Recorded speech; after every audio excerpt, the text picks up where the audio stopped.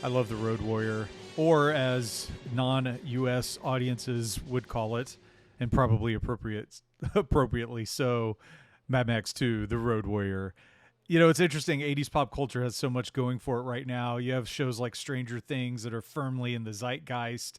It just seems like the 80s are more relevant now than it's ever been. But, you know, the 80s also provided some of the last seemingly original intellectual properties. Although you talk to a lot of creators today and they say the 80s aren't that original or that much of a risk taker. But I think the Road Warrior is. And while everything builds on itself, so, you know, for example, like Star Wars isn't that original. We have George Lucas basically wanting to make Flash Gordon. He couldn't get the rights to it, so he made Star Wars, and thank God for that. But you know, you have a film like The Road Warrior coming out in May of '82 in the United States, came out in '81 elsewhere, but it just, you know, it's special, it's unique, and the villains really jump out at me just as a fan of film. They are memorable, and it almost seems like today we're dealing with like everything just being constantly recycled. And while that can be you know, saddening, I think it is worthwhile, and it's kind of what Living in the Past is trying to do, is just revisiting pop culture that we love from the 80s. And maybe it's like, why is it so influential, or why does it have the staying power? Why is it getting recycled?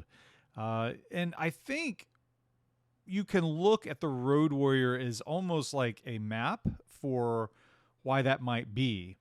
Just recently on our audio show, the podcast for Living in the Past, we did the Road Warrior, and I spent a ton of time just researching and reading. Of course, watched the film a few times, and it's amazing. George Miller, the director, just created something really special, and he brought this along with the costume designers and set designers and just all the people that collaboratively worked on this film. They brought this design aesthetic that I think has had this lasting impact. Just recently, there was an event out in the western part of the United States. It was basically a Road Warrior Mad Max festival where people dressed up like or similar to the characters of the Road Warrior in those films that are in the Mad Max series. And you know, it's amazing that I think if you don't have the Road Warrior, I don't know if you have the series. I don't think you get Thunderdome. I don't think you get Fury Road. And obviously they're making a prequel now about Furiosa. I don't think you get that without the Road Warrior. It's sort of like, I don't think Star Wars really keeps going if you don't have The Empire Strikes Back.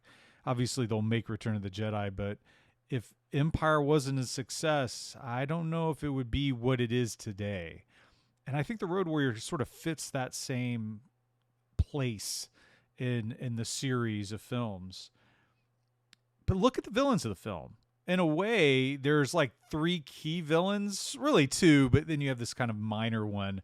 And you have the Humongous, which is the hockey wearing mask leader of the Marauders who are attacking the settlers in the film.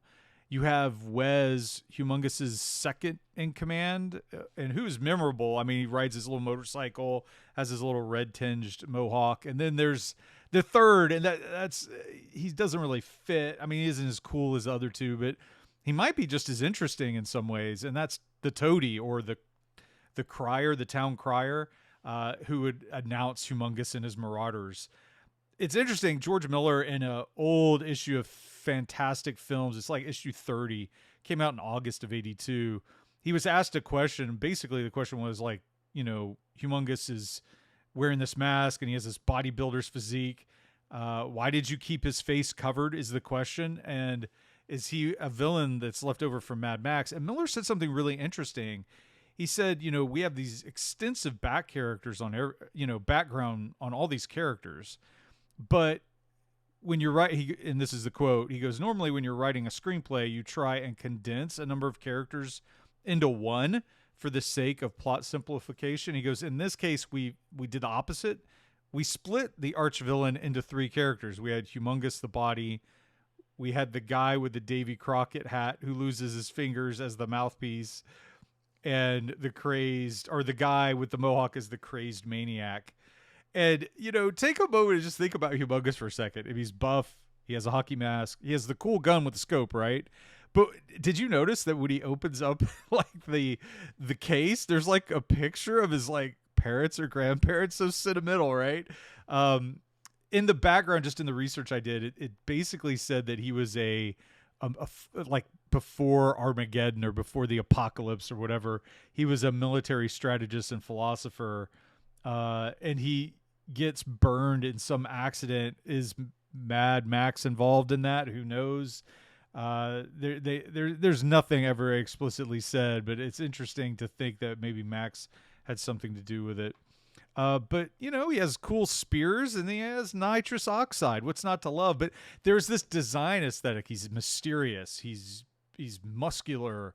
He's intelligent. Like he's quoting like I think Germanic like writers and poets as they're kind of whipping themselves. The Marauders are whipping themselves into the frenzy up on the ridge, waiting for the people in the fuel depot to do something. So you got Humongous. Then you have Wes, who he has the mohawk, he has the assless chaps, which apparently Mel Gibson would basically say, "Hey, we know it's getting cold when his butt cheeks turn purple and we need to go inside." Apparently, when they were filming it, it was winter. Obviously, as a viewer, we're like the desert, it's hot, but it got quite cold there where they were filming, and at times you will see on the set photos behind the scenes where they're just like covered in blankets or big jackets. But Wes is cool. Like he has the motorcycle. He has the I don't know if this is cool, but he has the Golden Youth, who's his partner. It's funny. The actor that played Wes said the Golden Youth was more like he was a surrogate father to him, but I don't know about that. There's some weird stuff going on, and it's interesting just to see these characters, and even the town crier, the guy with the mohawk. I mean, it's just the Toady, I guess is his name. It's just interesting to watch not only how they interact, but just how they are designed and the outfits they wear. There's mystery behind all of them.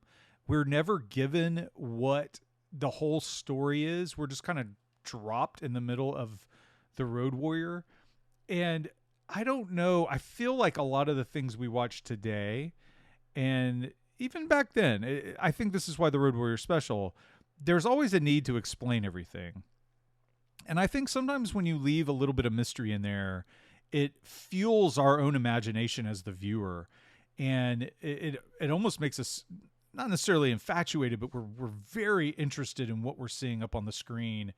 And I don't know if there are better villains than what we see in the Road Warrior from the 1980s. In fact, like Wes makes an appearance in Weird Science, in a few years later. So it's really interesting to see just how influential this was. And of course, we see big conventions of people dressing up like Road Warrior characters or Mad Max characters. And of course, Fury Road happens, which might be one of the best action films of the century. It's just amazing to think about it. And if you haven't watched The Road Warrior recently, it's worth going back and revisiting just for the design of these characters and how they're handled within the film. George Miller is a gifted storyteller. He's a gifted filmmaker, and he's done something special with The Road Warrior, specifically with the characters. And these villains are unique and memorable and mysterious, and they're totally worth your time to revisit.